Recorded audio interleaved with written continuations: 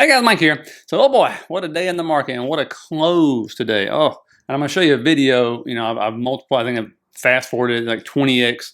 And so, I'm going to let you watch bulls and bears battle it out in the last 5 minutes of close over the 200 moving average. And again, it's sped up. So it's like 5 minutes, but it takes like 15 seconds to see it. So I'm a nerd when it comes to that stuff, but pretty neat to see, right? And then we're going to let you listen. I'm going to let you listen to the CEO of United Airline.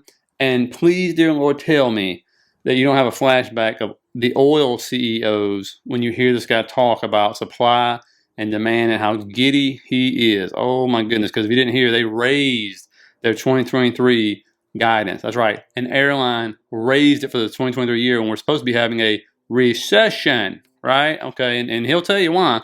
But anyway, jam-packed video. Let me just get into this now. So here's what's happening. You got demand for hedging is on the rise. Shocker there as we approach that declining line, right, that we've been stuck in forever, or stuck below forever. And you can see what are people doing? Yes, they're obviously hedging. There's no doubt about that. And you're seeing this because the cost of the bearish options are skyrocketing, or have been skyrocketing, as you can see. And what else are they doing to hedge? They're leaving TQQQ last week. They moved into SQQQ. TQQQ is if you think the market's going up, you want to be in it. And you can see right there, they said, nope, market's going to be going down, so we're going to get into that. Hopefully they got out of it before today. But then again, if they're still holding, maybe they think the market's still going down, right? And of course, smart money versus dumb money here. I gave this to you last week, but we'll talk about it again for a minute.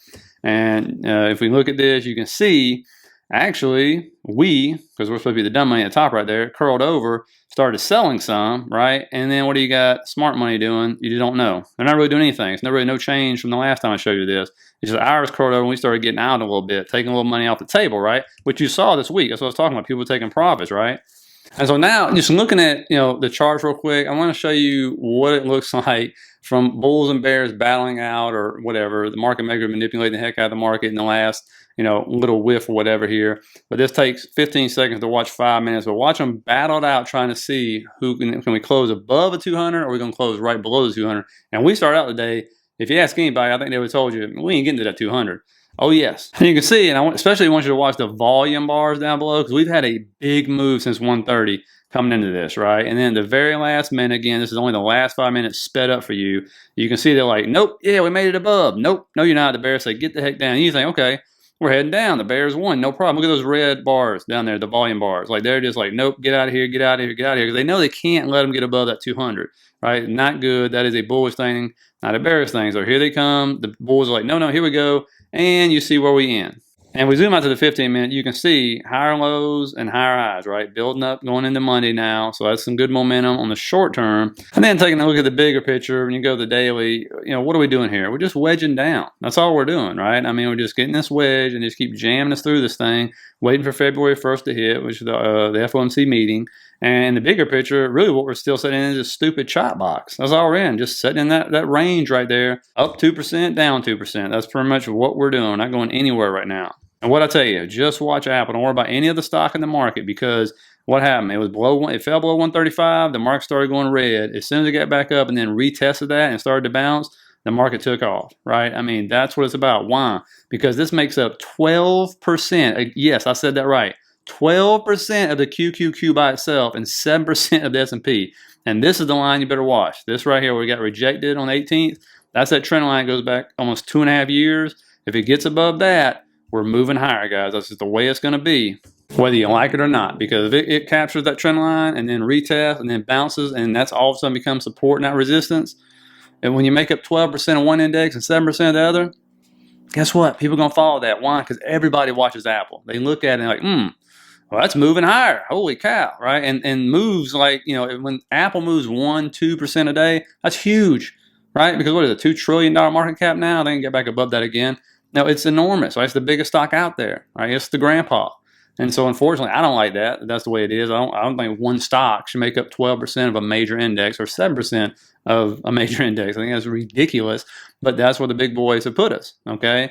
And so, as I'll tell you, just watch that one stock and you'll know. If you see it go green, odds are the market's either green or it's just barely flat, because it's going to be hard to really tank a market when Apple's not tanking, right? We've discovered it before. I think I've proven it to you now.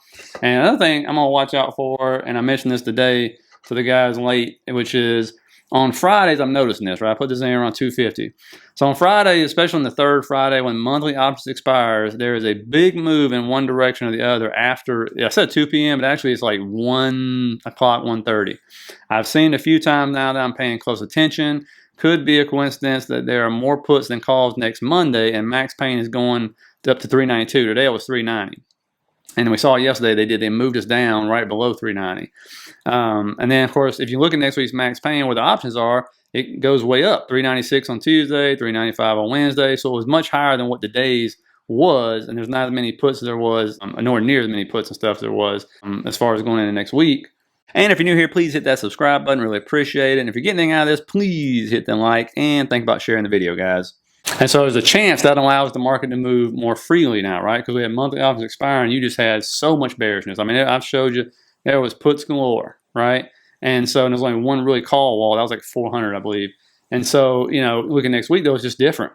And so the market may be able to actually move more freely than it has this week or last week because there's not as much bearishness. There's also not as much bullishness. I mean, it's kind of mixed, but there's not as much out there, right? You see these spikes, but the amount's not that much. But anyway, going into, something else, this is what we're talking about. I'm going to show you, because I talked about mortgages and stuff like that, right? Well, look at the rents. The good news is, for those who rent, the rents aren't going up as fast, right? But they did pop in December compared to this mess right here where you see the huge rent increases. And you can see to the left there from 2016 to 2019, rents go up. It's normal to see rents go up. So at least they're in that range again. The problem is they're just starting at a much higher range now with these rents that are still, going up and stuff. And that leads me into what I was talking about yesterday with the mortgages. Here's what it was 2 years ago. Okay, so take a look at this. $304,000 house, 20% down payment, around 2.77% interest rate, what it was 2 years ago. And it would cost you around $1,278 for the monthly payment, about $60,800 for the down payment, right? So a big chunk of change. Look at that same house now. It's valued around $367,000 at a 6.15% interest rate, which is right now. This ain't what people were paying. They were paying higher than this.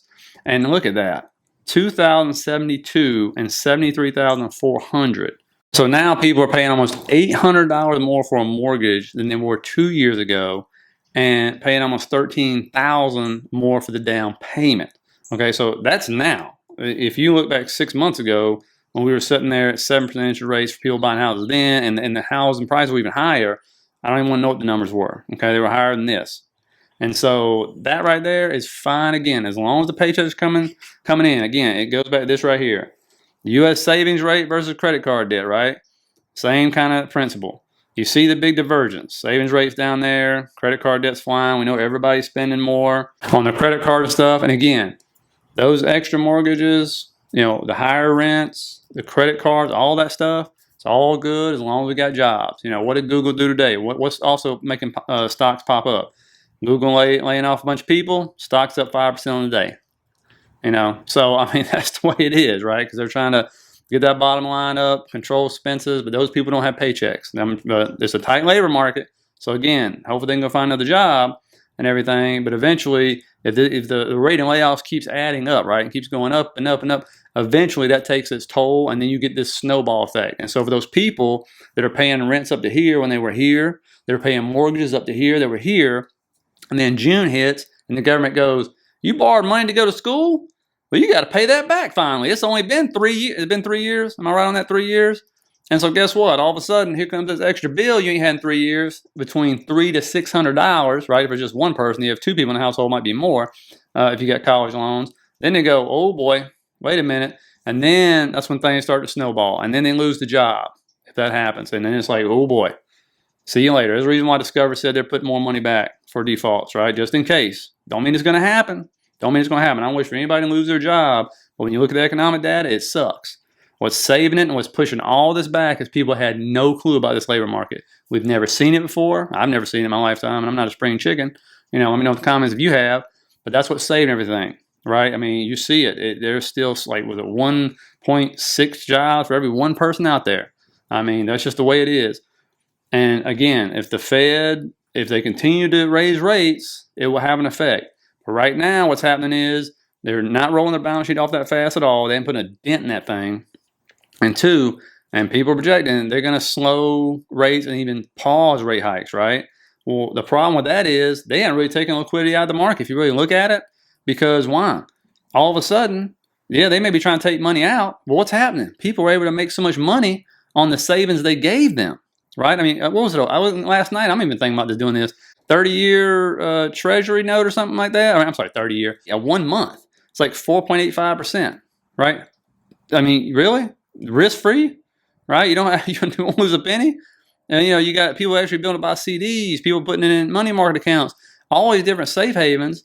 And so they're drawing money. Their savings rate might be going down, but the fact they're able to take that money and put it in these risk-free things that they hadn't been able to do for years.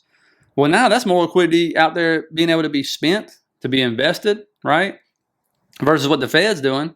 And so again, if they pause those rate hikes, or when they do, with the labor market we got, if it keeps it up, right? If it stays tight, then we're just that can will keep going down the road, and that recession talk is going to fade out eventually. Because how are you going to have a recession if you got 3.4% unemployment, 1.6 jobs for every one person? I know people are screaming right now going, but it goes up. I get it.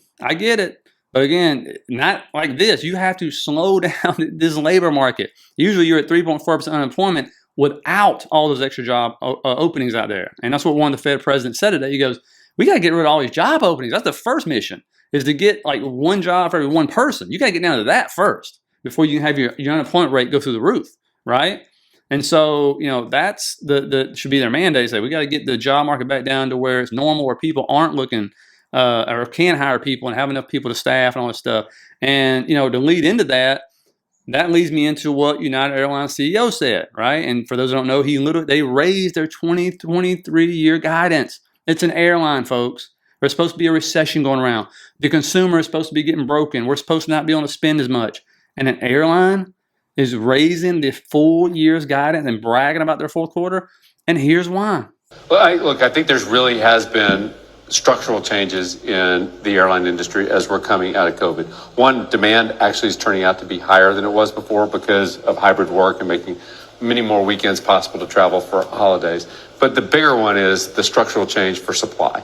And there are constraints outside of the industry's control, whether it's hiring pilots, FAA, OEMs, aircraft deliveries, that are just limiting the growth in capacity. And what you see as a result of that is a really strong revenue environment. The outlook for 2023, the first quarter, strong, better than expected in terms of your guidance. But your full year, basically way better than the street's expecting. $10 to $12. The street, I think, is at $6.54.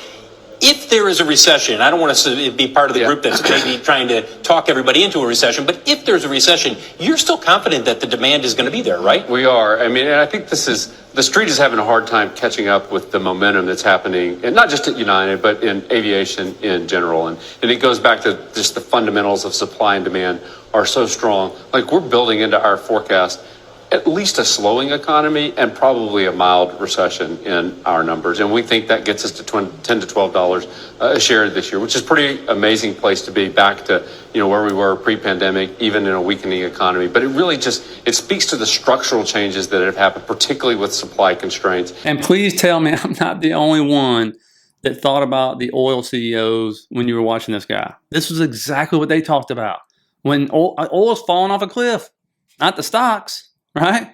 They're like, no, baby, we're good. Demand's here. Supply ain't going nowhere. We ain't lifting supply. That ain't going to happen. We'll keep it down. Right? And then when China opens up, all of a sudden demand goes up even more. What does happen to prices at Econ 101? Right? But that's what that sounded like. And I was like, good Lord, we're supposed to be having this terrible recession. And do people travel in a recession? And and you even heard him say, they have that number figures in a recession. They're like, no, we're good. We're good. Can't get enough pilots. Ain't going to have enough planes anyway. We're good, right? I mean, so it's like, what a world we live in. Like, I can't remember the last time we've seen airlines and oil stock CEOs out there, living it up like it's 1999, just got a big, smile on their face going, doesn't even matter if things get bad. We're good because we're going to keep charging and if not raising prices on you. So if you plan on traveling this summer, you better budget in some pretty expensive airfare because it ain't going down, it seems like. That's the way it is. And he actually went on, I cut this really short, this is a long interview, went on to say the other problem is his counterparts, competition, they did the opposite of what they did. They canceled so many plane contracts and fired so many people. It'll take years for them to catch back up to do that. 'Cause you can't just go out and just grab a plane somewhere, right? And so that's the way he explained it, at least. And so that's the other thing taken into consideration. So yeah, just wanted to put that out there to you. So hopefully, we'll see. But the other thing is earnings. Like I said, I mean, look at earnings that are coming up here. So this is next week, right? And you'll see, Halliburton and a couple others there, and you got Tesla will be the most anticipated. But again, when you look on this thing, if you make it out, somebody look at me and tell me, where is the earnings that are going to just take the market into the ground? Like, I don't see any company on here that could rock the market at all. None of them. And when you look at it, I mean, you got a lot of oil companies that are probably going to be bragging. A lot of airline companies are going to be bragging. But, I mean, Tesla can take their own stock down, but they're not going to take the market down. They may take the other car companies down. And so that's another thing to take into consideration when you're trying to figure out where this market is going to go, if you can, going in next week or the week after that, and just trying to figure out, is there some event that's going to take us down? I'm unaware of it, until we get to the Fed meeting.